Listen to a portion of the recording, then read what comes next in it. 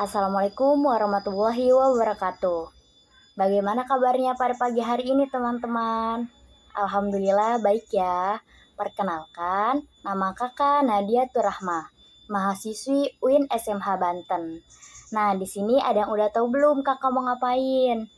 Belum ya? Di sini kakak akan menjelaskan tentang asesmen DCM.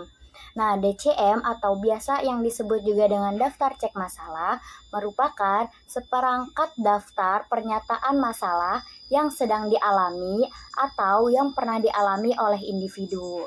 Nah, DCM ini berisi dari 240 butir pernyataan. Nah, dari 240 butir pernyataan itu dibagi menjadi 12 bidang. Sehingga setiap satu bidangnya memiliki 20 butir pernyataan.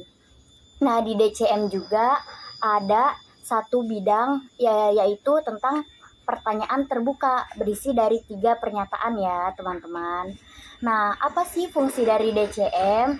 Fungsi DCM yang pertama yaitu memudahkan individu atau teman-teman di sini untuk menyampaikan atau mengemukakan masalah yang sedang dialami. Yang kedua, akan memudahkan guru BK atau konselor untuk memberikan layanan yang cocok pas yang atau enggak yang pas untuk teman-teman ini. Seperti itu. Apakah ada pertanyaan? Sudah jelas ya. Nah, silahkan teman-teman siapkan alat tulisnya. Di sini kakak akan membagikan soal apa pernyataan DCM-nya sama lembar jawaban. Nah, jadi di lembar jawaban ini teman-teman bisa tulis nama sama nomor absen ya, seperti itu. Kira-kira masih ada yang mau ditanyain lagi nggak nih? Udah jelas belum? Udah? Oke. Nah, oh iya, kalian harus ingat dan kalian juga nggak perlu takut untuk ngejawab semua pernyataan yang ada di lembar sini. Karena jawaban kalian itu akan kakak simpan dan kakak rahasiakan dari siapapun. Kalian kan karena 240 butir itu kebanyakan ya, kalian nggak perlu ngisi semuanya. Intinya kalian isi yang menurut kalian tuh pas atau enggak yang pernah kalian alami begitu. Jadi enggak perlu 240 butir nih kalian isi, tapi tetap dari 240 butir tuh harus kalian baca dan kalian pahami. Seperti itu ya teman-teman. Nah, ada yang mau ditanyain lagi nggak? Cukup? Nah, oke. Kalian udah siap? Udah, ya udah. Nih kakak bagikan dulu ya lembar pernyataan sama lembar untuk kalian ngisi jawabannya. Kakak contohin dulu ya. Dari 12 bidang itu kan ada tentang bidang kesehatan. Nah, dari bidang kesehatan ini nomor satunya saya sering sakit waktu SD. Nah, kalau kalian itu pernah ngalamin sakit waktu SD atau enggak emang sering banget, kalian tulis di lembar jawaban ini nomor 1. Nah, kalau kalian emang nggak pernah ngerasain atau nggak pernah sering sakit pas SD, nggak usah ditulis nomor satunya. Jadi yang pernah kalian alamin atau enggak yang kalian sering alamin gitu ya, yang kalian isi. Udah paham? Oke, udah siap belum nih untuk ngisi asesmen DCM ini? Kalau udah siap, kakak bagiin sekarang. Nih kakak bagiin ya, karena kalian udah siap. Nah, waktu kalian ngisi itu 30 menit dari sekarang. Silakan isi. Nah, alhamdulillah karena kalian udah ngisi semua, kakak kumpulkan kembali ya. Nah, gimana nih perasaan teman-teman yang udah ngisi DCM? Baik, kakak ucapkan terima kasih kepada teman-teman semua yang sudah meluangkan waktunya untuk mengisi lembar jawab DCM ini. Semoga dengan kalian mengisi lembar jawab DCM ini, guru BK di sekolah atau konselor akan memberikan layanan yang tepat kepada kalian semua. Wassalamualaikum warahmatullahi wabarakatuh. Baik teman-teman, di sini saya akan menjelaskan tentang aplikasi DCM lebih lanjut. Yang pertama, kalian bisa cari di situs Google aplikasi DCM. Nah, di aplikasi DCM ini sudah sangat lengkap. Yang pertama sudah ada petunjuk operasional, selanjutnya udah ada soal DCM, ada tabulasi hasil, terus juga ada profil individu, profil kelas, analisis per topik, per kelas, dan semuanya. Selanjutnya yaitu ada petunjuk operasional. Di sini sebelum kalian menggunakan aplikasi DCM bisa dilihat lebih lanjut ya tentang penjelasan-penjelasan lebih lanjutnya. Terus di sini ada soal DCM. Nah, soal DCM ini yang sudah kita jelaskan tadi kepada peserta didik atau enggak kepada siswa. Terdiri dari 240 butir pernyataan yang dibagi ke dalam 12 bidang. Yang pertama ada bidang kesehatan, keadaan ekonomi, terus ada kehidupan keluarga, yang keempat ada agama dan moral, yang kelima ada rekreasi dan hobi, yang keenam ada hubungan pribadi, kehidupan sosial, terus ada muda-mudi, dan juga ada penyesuaian terhadap sekolah, penyesuaian terhadap kurikulum, ada kebiasaan belajar, dan masa depan dan cita-cita. Nah, teman-teman, dari 12 bidang ini bisa kalian pilih, misalnya kalian itu ada PKL di mana? Di lapas. Nah, mungkin penyesuaian terhadap kurikulum ini tidak usah kalian pakai. Misalnya kalian ada PKL di lapas atau yang lainnya. Jadi bisa kalian sesuaikan lagi dalam 12 bidang ini. Selanjutnya yaitu ada tabulasi. Nah, ini tuh tabulasi hasil. Nama sekolah bisa kalian isi dengan nama sekolah atau enggak tempat kalian PPL atau enggak tempat yang menjadi sarana untuk kalian cek dari daftar cek masalah ini. Nah, contohnya saya contohkan ya. Tadi saya itu mengambil responden dari mahasiswa BKI. Jadi saya tulis aja UIN SMH Banten. Nah, seperti itu. Alamat sekolahnya ya UIN SMA Banten 2 yaitu yang ada di PA 5. Terus kelas respondennya yaitu kalau kalian di SMP atau enggak SMA bisa disesuaikan saja menjadi kelas misalnya 8A atau enggak jadi 9C, bisa kalian sesuaikan saja ya. Kalau saya itu respondennya itu BKI 3C. Nah, seperti itu. Nama guru pembimbing. Nah, nama guru pembimbing di sekolah itu siapa? Nanti kalian bisa tulis aja. Kalau ini tahun pelajaran. Jadi kalian tuh ngambil ngambil respon ini nih pada tahun berapa, nanti bisa kalian tulis di sini saja. Nama guru pembimbing, nama kepala sekolah di sekolah itu bisa kalian tulis di sini. Nah, tanggal pengisiannya itu tanggal berapa ya? Bisa kalian tulis kalau emang Oktober ya Oktober gitu tuh. Misalnya November kita tulis saja bulan November gitu ya. November 2023 misalnya atau enggak 2024 atau bisa juga 2025, terserah kalian ya. Nah, pokoknya sesuaiin sama tahun kalian kapan ngambilnya. Jumlah responden yaitu jumlah siswa atau enggak jumlah mahasiswa yang ada di kelas itu. Nah, karena saya itu ada 38, jadi saya isi 38. Seperti itu ya, teman-teman. Nah, jadi di aplikasi DCM ini bisa dilihat dalam tabulasinya kalau teman-teman kita atau enggak siswa kita nih ngambil nomor berapa aja dalam bidang kesehatan. Contohnya yaitu ada Huda Ansori. Dia di bidang kesehatan memilih 2 nomor, yaitu nomor 6 dan nomor 11. Bisa kita lihat ya di sini di soal DCM. Nomor 6 itu pernah dioperasi sama sering kurang atau tidak dapat tidur, seperti itu teman-teman. Nah, Huda Ansori ini dalam bidang kesehatan memilih dua butir pernyataan. Kalau Reski ini memilih 4. Nah, seterusnya ya seperti itu teman-teman. Contohnya Fitriani, dia memilih 7 bidang pernyataan. Dalam keadaan ekonomi, Huda Ansori ini memilih 5. Seperti itu teman-teman, dapat dilihat ya lebih lanjut apa saja yang dipilih oleh mahasiswa BKI kelas 3C ini. Nah, dalam hubungan pribadi, Huda Ansori memilih 4 butir pernyataan. Nah, selanjutnya ada profil individu. Di aplikasi ini yaitu ada profil individu. Nah, tadi kan kita sudah menyuruh ya kepada peserta didik untuk menulis nomor absen. Nah, ini contohnya nomor absen Huda Ansori itu nomor 1. Jadi, di profil individu ini kita dapat tahu permasalahan apa saja yang dialami oleh Huda Ansori. Nah, Huda Ansori ini memiliki masalah yang paling besar yaitu pada bidang sosial karena memiliki 15,00 persentasenya. Itu bidang paling tinggi yaitu bidang sosial. Bisa kita ubah juga nih teman-teman. Contohnya jadi nomor absen 5 ya. Nah, absen 5 itu siapa? Nah, absen 5 itu ada Mareta Nurfadilah. Mareta Nurfadilah ini sama semua 4 bidang 4 bidang ini yang pribadi, sosial, belajar, dan karir memiliki persentase 5,00%. Artinya tidak ada yang tinggi dan tidak ada yang rendah, semuanya itu sama. Selanjutnya kita bisa melihat ke profil kelas. Nah, profil kelasnya itu bisa kita lihat di sini jumlahnya. Jumlah yang paling besar itu ada bidang pribadi tentang kesehatan ya, yang ini nih teman-teman. Nah, ada 106 butir pernyataan yang dipilih oleh 36 siswa. Seperti itu teman-teman. Nah, di sini juga ada analisis butir soal per kelas. Contohnya, sering sakit ketika di SD. Nah, ada satu siswa yang milih nomor 1 ini.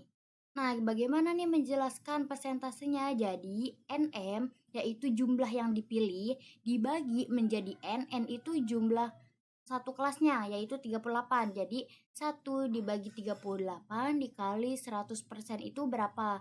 Nah, hasilnya itu 2,6%. Derajat masalahnya itu yaitu B. Nah, ada lagi yaitu misalnya sering sakit ketika di SMP. NM ini ada 3, artinya ada 3 mahasiswa yang memilih butir permasalahan ini. Sama saja hitungannya seperti yang tadi. NM yaitu 3 dibagi N itu jumlah semua siswanya itu 38 dikali 100%. Hasilnya 7,9%. Seperti itu ya teman-teman. Terus sampai bawah. Terus ada analisis paralel. Ini juga sama seperti yang tadi, cuman lebih lebih jelasnya gitu tuh. Selanjutnya yaitu ada analisis topik masalah per kelas ya. Dapat dilihat oleh teman-teman, di sini ada bidang pribadi yang pertama. Nah, dari bidang pribadi ini memiliki yang pertama itu bidang kesehatan kan. Nah, bidang kesehatan itu NM-nya ada 106, yang artinya ada 106 butir pernyataan yang dipilih oleh 38 siswa BKI 3C. N-nya itu 20, yang artinya dalam bidang kesehatan ini memiliki 20 butir pernyataan ya. Nah, N dikali M artinya 20 dikali 38 yaitu 760. Selanjutnya ada rumus NM dibagi N dikali M, artinya NM-nya itu ya ini 106 dibagi N dikali M-nya itu berapa? N kali M-nya itu kan 760. Berarti NM dibagi N kali M yaitu 106 dibagi 760 yaitu 13,95%. Yang artinya derajatnya itu C. Nah, bisa dilihat juga dalam hubungan pribadi NM-nya itu 57, artinya ada 57 pernyataan yang dipilih oleh 38 mahasiswa BKI. N-nya itu 20, artinya 20 butir pernyataan dari satu bidang hubungan pribadi ini. N dikali M, 20 dikali 38 yaitu 760. NM yaitu 75 dibagi N kali M-nya itu 760, yaitu berarti hasilnya 57 dibagi 760, 7,50. Seperti itu teman-teman. Ini ada grafik, ini ada hasil analisis topik masalah kelas paralel. Nah, bisa dilihat ya, yang paling parah itu bidang pribadi karena derajatnya D. D itu emang udah parah banget, kalau B itu sedang, C itu udah hampir parah ya. Terus ada grafik analisis DCM berdasarkan topik masalahnya. Nah, yaitu paling besar itu kesehatan ya teman-teman. Kesehatan paling tinggi dibandingkan yang lain, disusul dengan kebiasaan belajar. Nah, ini grafik analisis DCM berdasarkan bidang masalahnya. Yaitu, yang paling besar itu pribadi. Totalnya itu 45,79%. Disusul dengan belajar 22,11%. Seperti itu. Nah, selanjutnya kita bisa lihat ya di diagram skala kelasnya. Bidang dengan angka tertinggi adalah kesehatan. Kesehatan ini merupakan bagian dari topik pribadi. Jadi topik pribadi ini memiliki beberapa bidang dari DCM, salah satunya itu kesehatan. Dengan presentase 13,93%.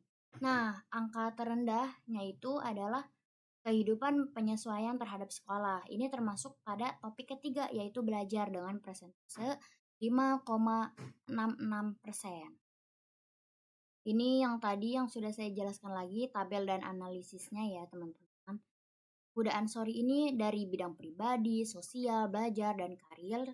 Dia memilih 27 butir pernyataan. Dan semuanya bisa dilihat dari sini. Nah, dari tabel di atas terdapat 5 poin masalah tertinggi dan 5 poin masalah terendah. Ya, masalah tertinggi nih yang pertama ada kesehatan pribadi dengan persentase 13,93%. Nah, dari bidang kesehatan ini ada 3 butir permasalahan yang sangat penting. Yang pertama ada sering merasa mengantuk, itu ada 13 pemilih. Ada yang kedua itu ada saya sering merasa pusing, ada 13 orang pemilih juga. Yang ketiga itu saya sering gugup. Nah, dari 38 siswa ini ada 13 ya yang memilih 3 permasalahan tersebut yang memiliki persentase 34,2% dengan derajat D. D itu artinya sudah parah banget ya. Kedua, masalah tertingginya itu kebiasaan belajar dengan persentase 9,61%. Masalah yang paling banyak dipilih oleh teman-teman BKIC ini ada dua. Yang pertama, saya belajar kalau ada waktu. Dan yang kedua, saya belajar tidak teratur waktunya. Dua masalah ini memiliki 10 orang pemilih dengan derajat D juga, artinya bahaya. Yang ketiga, yaitu masalah tertingginya ada rekreasi dan hobi dengan persentase 9,21. Nah, dari topik ini itu ada dua topik yang menjadi masalah paling berat. Yang pertama ada suka olahraga tetapi tidak ada kesempatan.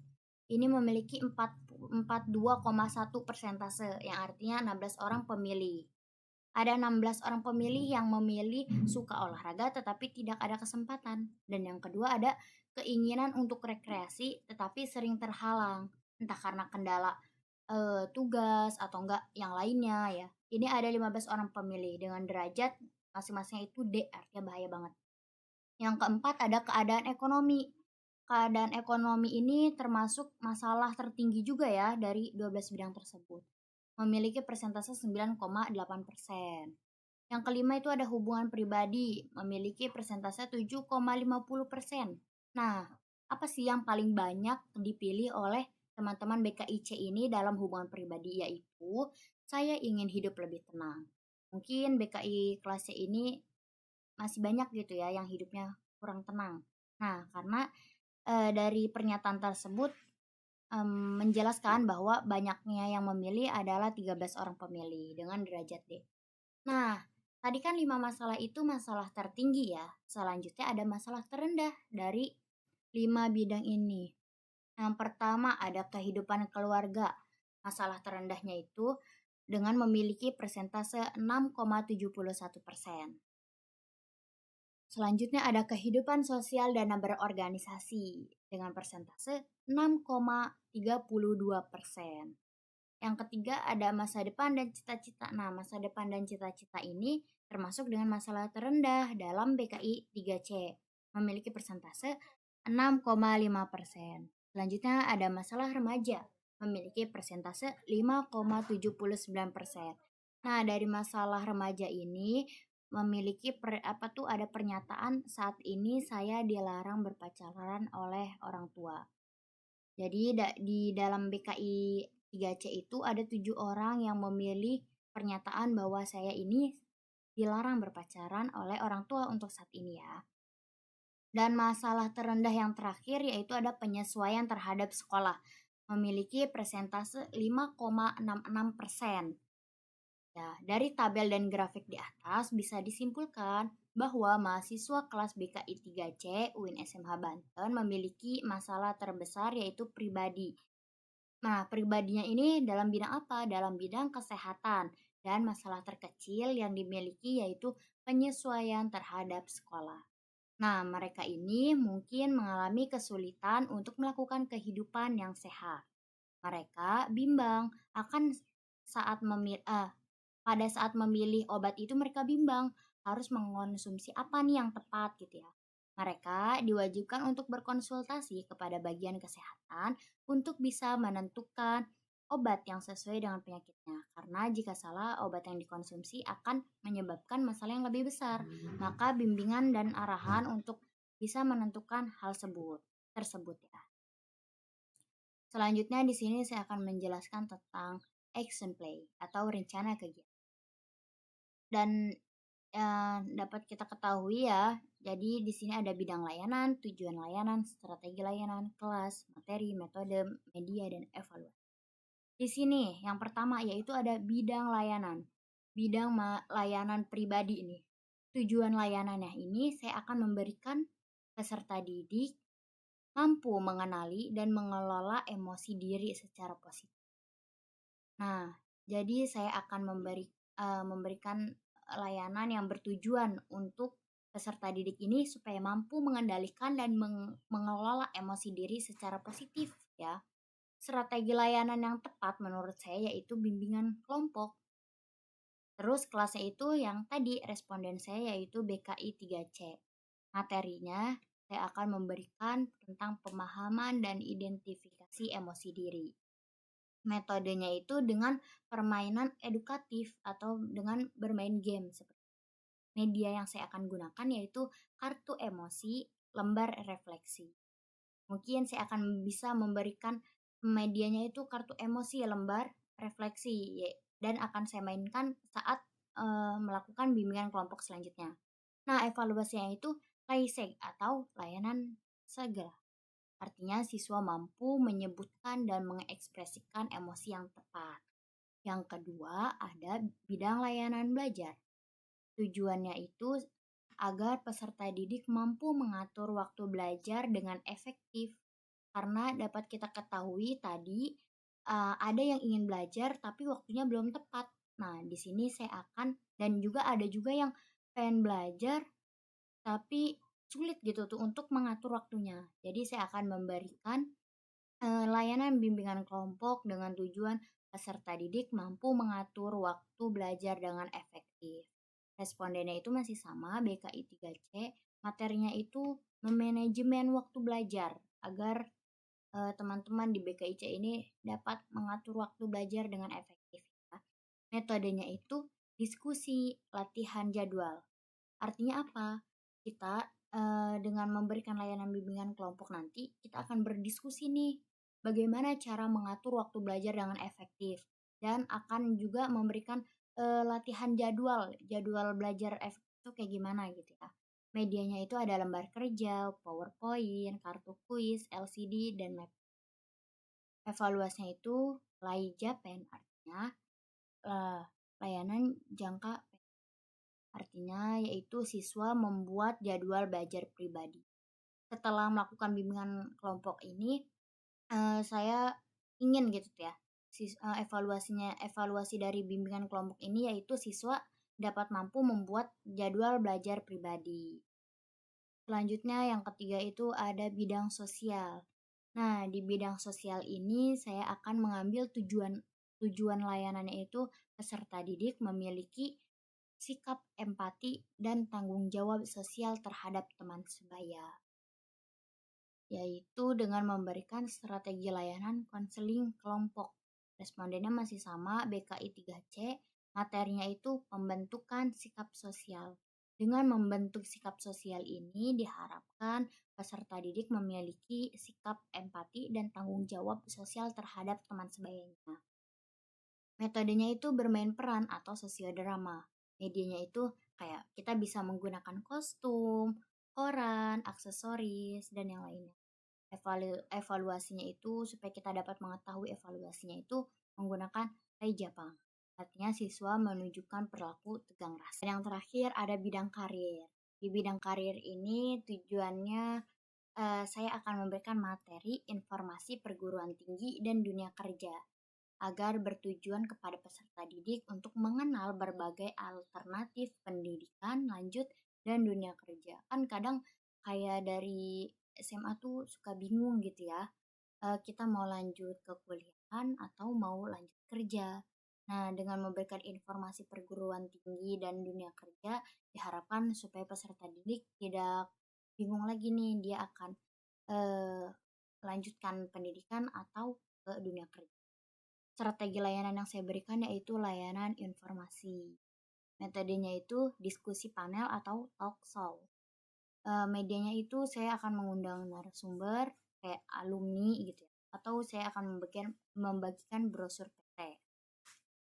Evaluasinya yaitu dengan kita itu LASIK atau enggak layanan segera. Artinya siswa memahami pilihan studi lebih lanjut. Nah, di sini saya akan menjelaskan program semester bimbingan dan konseling. Ada jenis kegiatan layanan, ada bidang bimbingan, ada fungsi bimbingan dan konseling, ada tujuan, ada kelas dan waktu.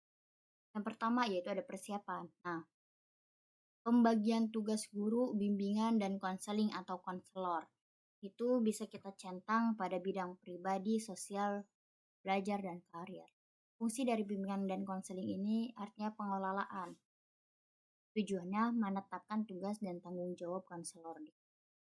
Waktunya itu kita beri pada awal semester ganjil. Yang keduanya itu ada asesmen kebutuhan. Kita centang pada bagian bidang pribadi, sosial, belajar, dan karir. Fungsinya itu pada asesmen kebutuhan ini adalah pemahaman. Tujuannya agar mengetahui kebutuhan dan permasalahan peserta didik. Nah, waktunya juga sama, awal semester ganjil. Kita berikan pada awal semester ganjil untuk mengetahui kebutuhan dan permasalahan peserta didik. Selanjutnya ada penyusun program bimbingan dan konseling. Kita bisa centang di pribadi, sosial, belajar, dan tujuannya, fungsinya ini agar apa nih?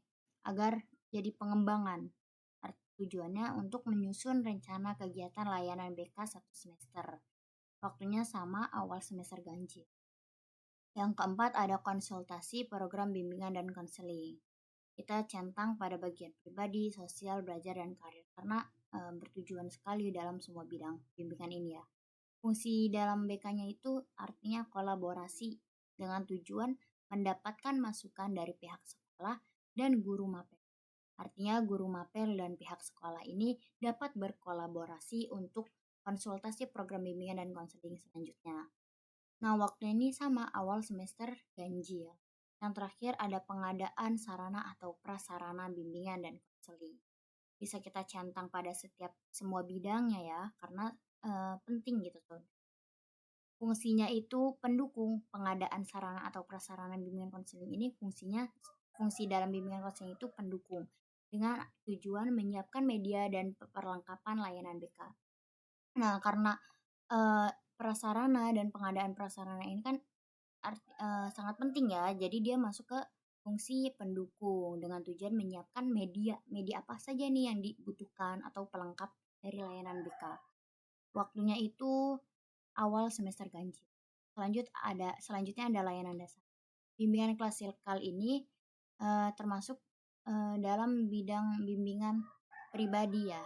Bisa kita centang di pribadi, fungsinya itu sebagai pemahaman. Bimbingan klasikal ini memiliki fungsi yaitu pemahaman dengan tujuan mengenali dan mengelola emosi diri yang tadi ada di action play tadi. Nah, waktunya itu kita lakukan pada bulan September. Bimbingan kelas besar atau lintas kelas kita centang pada belajar. Fungsinya itu sebagai pengembangan dengan tujuan mengatur waktu belajar yang efektif. Kita akan melakukan bimbingan kelas besar atau lintas kelas itu pada bulan Oktober. Bimbingan kelompok kita centang pada bagian sosial dengan fungsi pengembangan dan tujuan menumbuhkan empati dan tanggung jawab sosial. Kita lakukan pada bulan Agustus. Selanjutnya ada pengembangan media bimbingan dan konseling. Kita centang pada semua bidang karena pengembangan media bimbingan dan konseling ini termasuk fungsinya pendukung dengan tujuan membuat kartu dalam setiap program tadi. Waktunya itu tiap awal kegiatan. Selanjutnya ada papan bimbingan, kita centang ke semuanya karena papan bimbingan ini memiliki fungsi sebagai layanan informasi dengan tujuan menyediakan informasi BK di ruangan kelas. Waktunya itu setiap bulan. Ada leaflet, itu kita centang pada bidang karir. Bidang karir ini dengan fungsi informasi dengan tujuan mengenalkan alternatif studi dan ruang lingkup kerja. kita lakukan pada bulan Desember. Selanjutnya ada layanan peminatan dan perencanaan individual. Ada bimbingan klasikal, kita centang pada karir, bidang karir, dengan fungsi pemahaman. Nah, dari fungsi pemahaman ini agar bertujuan apa? Agar bertujuan untuk mengenal potensi dan minat karir pada peserta didik. Kita lakukan waktunya itu pada bulan September. Selanjutnya ada konseling individual. Kita bisa centang pada bidang pribadi dengan fungsi pemecahan masalah. Dari konseling individual ini konseling individual ini fungsinya yaitu pemecahan masalah dengan tujuan membantu peserta didik mengatasi kendala pribadi.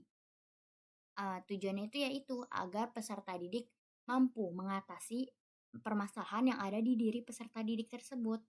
Waktunya itu sesuai kebutuhan. Jadi nyesuaiin tentang peserta didik ini nih. Misalnya dia ada masalah sekarang, mungkin kita bisa langsung melakukan konseling individual. Jadi waktunya itu tidak nentu. Selanjutnya ada konseling kelompok. Kita centang pada bidang sosial dengan fungsi pemecahan masalah. Tujuannya itu membantu siswa menyesuaikan diri di lingkungan sosial. Waktunya itu sesuai jadwal. Jadi kita sudah buatkan jadwal terlebih dahulu tentang konseling kelompok nih kapan dan waktunya yang ya seperti itu. Jadi konseling kelompok ini memiliki fungsi pemecahan masalah. Kalau selanjutnya ada bimbingan kelas besar, kita centang dalam semua bidang yang artinya memiliki fungsi kolaborasi dengan tujuan menyelesaikan masalah dengan pihak sekolah atau wali murid. Nah, bimbingan kelas besar atau lintas kelas ini dengan memiliki fungsi kan tadi kolaborasi ya, dengan tujuan menyelesaikan masalah dengan pihak sekolah atau wali murid. Waktunya itu tiap bulan kita adakan. Selanjutnya ada bimbingan kelompok, kita centang dalam semua bidang karena fungsinya itu dukungan sistem dengan tujuan membangun kerjasama dengan guru dan wali kelas. Waktunya itu kita adakan sepanjang semester agar dapat membangun kerjasama dengan guru dan wali kelas. Selanjutnya ada konsultasi, kita centang juga dalam semua bidang dengan fungsi pemahaman. Nah, konsultasi ini memiliki fungsi pemahaman dengan tujuan membantu mengentaskan masalah yang dialami siswa atau guru di sekolah. Waktunya itu bisa sesuaikan dengan kebutuhan. Selanjutnya ada layanan responsif. Layanan responsif ini memiliki 6 jenis kegiatan. Ada konseling individual, konseling kelompok, konsultasi, konferensi kasus, advokasi, konseling melalui elektronik. Nah, dalam bidang pribadi nih, kita centang di konseling individual, kita centang di bidang pribadi. Fungsinya itu pemecahan masalah. Tujuannya mengatasi masalah pribadi atau emosi pada peserta didik. Waktunya itu sesuai kebutuhan. Selanjutnya ada konseling kelompok. Kita centang pada bidang sosial. Fungsinya itu sebagai pengembangan dengan tujuan meningkatkan kemampuan interaksi sosial. Waktunya itu semua kebutuhan. Selanjutnya ada konsultasi. Konsultasi ini kita centang dalam semua bidang dengan fungsi kolaborasi yang bertujuan untuk memberikan bantuan kepada guru atau wali murid. Waktunya itu sepanjang semester. Selanjutnya ada konferensi kasus. Kita centang pada semua bidang advokasi dan konseling melalui elektronik juga kita centang pada semua bidang. Kalau konsultasi ini memiliki fungsi kolaborasi. Kalau konferensi kasus ini memiliki fungsi pemecahan masalah. Advokasi memiliki fungsi perlindungan dan konseling melalui elektronik memiliki fungsi pemecahan masalah. Nah, tujuan-tujuannya itu yaitu untuk memberikan bantuan kepada guru atau wali murid yang tadi konsultasi ya. Kalau konferensi kasus itu untuk menangani kasus khusus kepada peserta didik. Nah, waktunya itu bila diperlukan, artinya tidak selalu ada gitu tuh. Hanya ketika perlu baru ada gitu ya. Advokasi itu fungsinya sebagai perlindungan dengan tujuan membantu peserta didik dalam perlindungan hak belajar. Selanjutnya ada konseling melalui elektronik dengan fungsi pemecahan masalah yang bertujuan memberikan layanan melalui media online. Waktunya sesuai kebutuhan. Selanjutnya ada dukungan sistem. Melaksanakan dan menindaklanjuti asesmen itu kita centang pada semua bidang dengan fungsi dukungan sistem yang artinya bertujuan menindaklanjuti hasil asesmen dan kunjungan rumah. dilakukan pada pertengahan semester. Yang kedua ada kunjungan rumah, kita centang pada bidang pribadi dan sosial. Fungsinya pemahaman dengan tujuan memperoleh informasi tambahan tentang kondisi siswa. Waktunya bisa kita sesuaikan dengan kebutuhan. Yang ketiga ada menyusun dan melaporkan program bimbingan dan konseling. Kita centang pada semua bidang dengan fungsi evaluasi, yaitu dengan tujuan mendokumentasikan hasil kegiatan BK. Waktunya akhir semester. Yang keempat ada membuat evaluasi. Dalam membuat evaluasi ini kita centang pada semua bidang, entah itu bidang pribadi, belajar, karir, atau sosial. Dengan fungsi evaluasi juga sama kayak yang tadi, dengan tujuan mengukur efektivitas pelaksanaan layanan BK. Waktunya itu akhir semester. Kita dapat melakukannya itu akhir semester untuk mengevaluasi semuanya. Yang kelima, melaksanakan administrasi dan mekanisme bimbingan dan konseling. Kita centang pada semua bidang dengan fungsi pengelolaan, dengan tujuan menyusun laporan, absensi, dan dokumentasi layanan. Waktunya itu sepanjang semester. Yang terakhir nih ada kegiatan tambahan dan pengembangan profesi. Yang pertama ada kegiatan tambahan guru bimbingan dan konseling atau konselor. Kita centang pada semua bidang dengan fungsi pengembangan yang bertujuan untuk meningkatkan efektivitas layanan di sekolah. Waktunya itu sepanjang semester. Yang kedua ada pengembangan keprofesian konselor. Kita centang pada semua bidang dengan fungsi pengembangan profesional yang bertujuan mengikuti pelatihan atau workshop BK. Waktunya itu sesuai jadwal pelatihan. Nah, mungkin dari penjelasan program semester bimbingan dan konseling itu sudah saya jelaskan. Selanjutnya saya akan menjelaskan tentang RPL atau rencana pelaksanaan layanan.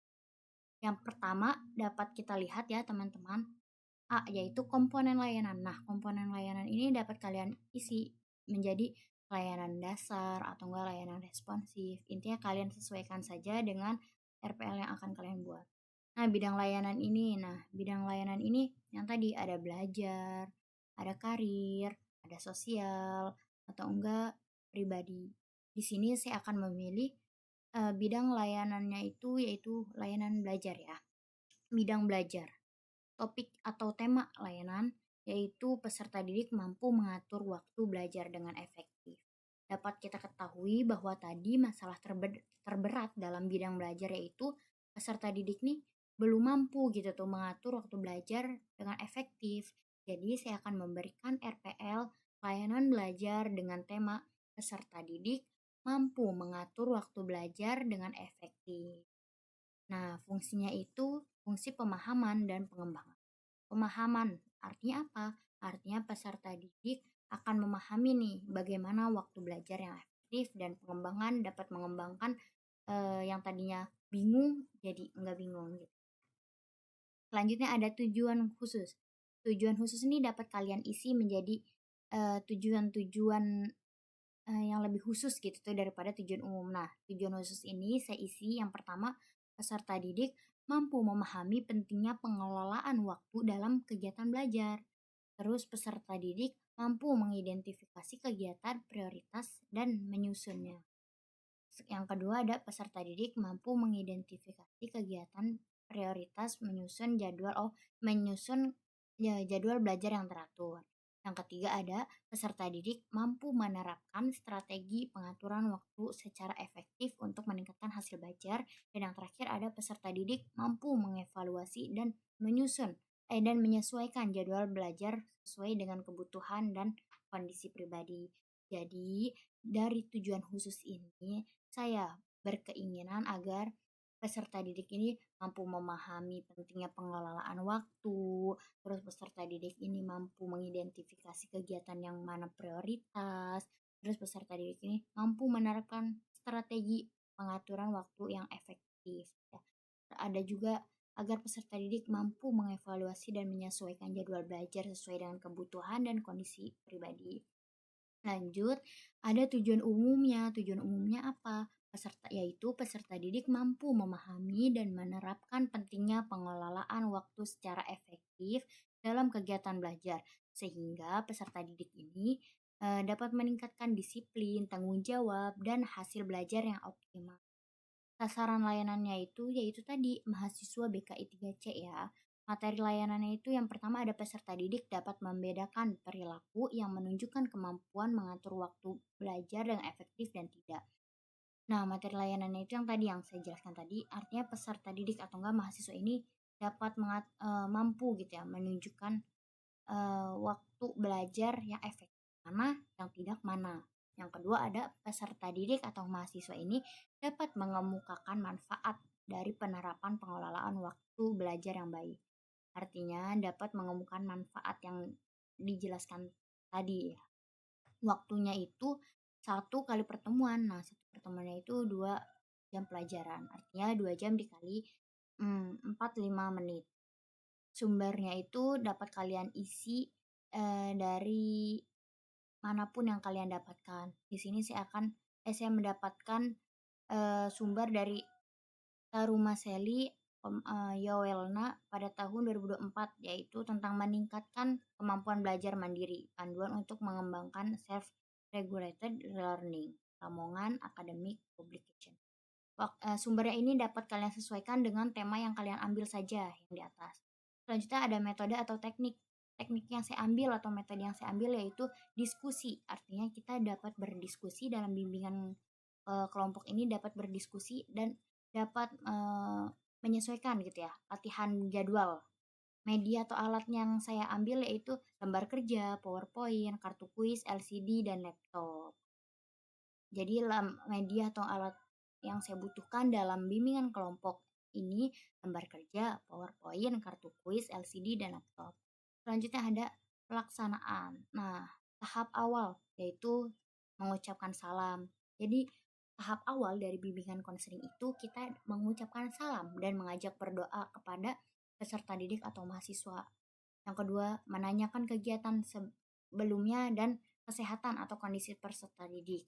Setelah kita salam, setelah kita doa, kita tanyakan dulu nih bagaimana kabar peserta didik pada hari itu. Yang ketiga, mengabsen dan mengapresiasi kehadiran. Artinya kita mengabsen anggota-anggota pada bimbingan kelompok pada hari ini dan memberikan apresiasi kepada anggota yang telah hadir. Yang keempat, guru atau enggak konselor itu menyampaikan tujuan layanan yang sudah saya bacakan yang tadi. Yang kelima, guru menyampaikan langkah-langkah kegiatan dan cakupan materi layanan. Yang keenam, memotivasi peserta didik dengan ice breaking atau permainan. Jadi supaya nggak bosan gitu ya, kita bisa menyelipkan ice breaking terlebih dahulu atau permainan. Selanjutnya kita lanjut ke tahap inti. Tahap inti itu yang pertama ada pengenalan konkret. Di sini guru menayangkan gambar. Tadi kan saya membutuhkan alatnya itu PowerPoint atau enggak PowerPoint, LCD, laptop, dan yang lainnya. Nah, jadi di pengalaman konkret ini, guru menayangkan gambar atau video singkat tentang 2 tipe peserta didik yang mampu mengatur waktu dengan baik dan yang tidak. Yang kedua itu peserta didik diminta menebak perbedaan perilaku keduanya serta dampak terhadap hasil belajar. Jadi dengan tujuan peserta didik ini mampu membedakan mana orang yang bisa mengatur waktu dan tidak bisa mengatur waktu. Yang kedua ada observasi reflektif. Yang pertama ada peserta didik diajak bermain permainan tebak prioritas di mana mereka harus memilih kegiatan yang paling penting dalam waktu terbatas. Seperti di mana mereka harus memilih belajar, bermain, membantu orang tua dan istirahat. Yang kedua ada setelah permainan peserta didik mendiskusikan nih bagaimana perasaan mereka ketika harus memilih prioritas dan bagaimana keputusan tersebut memengaruhi waktu belajar.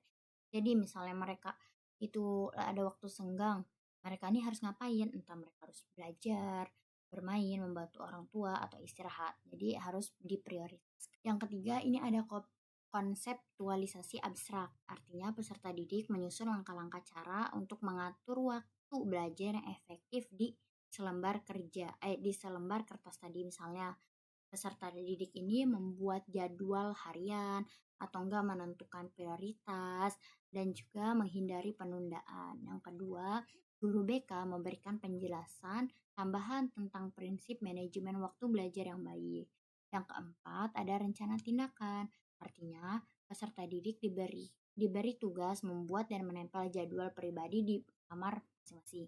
Jadi peserta didik ini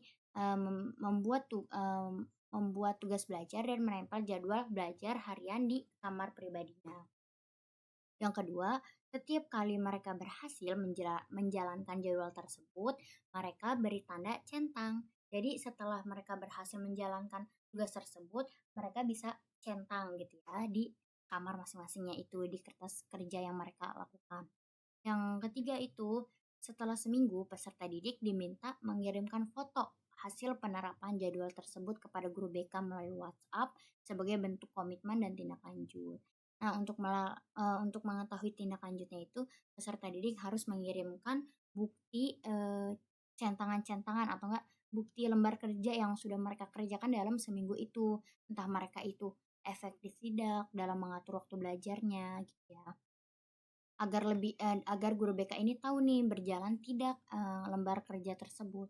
Yang ketiga itu ada tahap penutup, peserta didik menyimpulkan kegiatan bersama.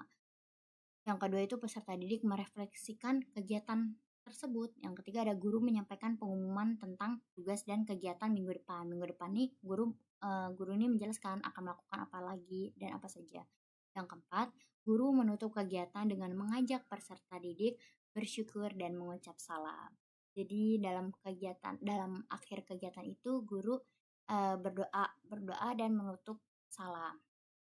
Selanjutnya ada evaluasi di sini. Nah, yang pertama itu ada evaluasi proses. Evaluasi proses ini artinya yang pertama peserta didik cukup antusias tidak nih dalam melakukan diskusi tadi ya, meskipun sebagian masih perlu dorongan untuk lebih percaya diri.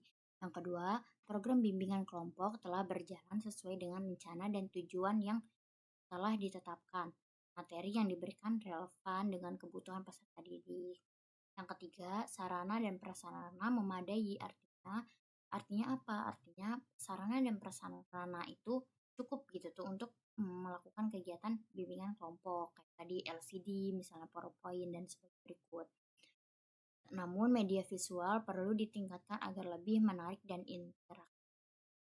Yang kedua ada evaluasi hasil dari bimbingan kelompok tersebut. Yang pertama, peserta didik menunjukkan peningkatan pemahaman terhadap materi yang dibahas dan memahami tujuan dari bimbingan kelompok dengan baik. Yang kedua, selama kegiatan berlangsung, peserta didik ini merasa nyaman, terbuka untuk berbagi pengalaman maupun pendapat dan aktif berinteraksi dengan kelompok. Yang ketiga, peserta didik menunjukkan perubahan positif dengan mampu mengatur waktu belajar secara efektif. Yang ketiga itu ada tindak lanjut. Artinya apa? Artinya dengan memberikan tugas kepada peserta didik untuk mencari dan menampilkan tips-tips cara mengatur waktu belajar dengan efektif dalam bentuk video, poster, atau tagar yang kemudian diunggah di media sosial atau dipajang di mading kelas sebagai upaya menumbuhkan kesadaran dan inspirasi bagi teman-teman lain dalam menerapkan manajemen waktu belajar yang baik.